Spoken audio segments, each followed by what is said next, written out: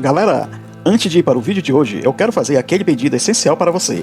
Eu te convido a se inscrever e ativar as notificações para você não perder nenhum vídeo a partir de agora. E se puder deixar aquele like logo agora no começo do vídeo, eu agradeço, porque isso fortalece muito o meu trabalho e afinal de contas não custa nada para você, mas para mim tem um valor imenso. Dê essa força para o canal, pois estou contando com você.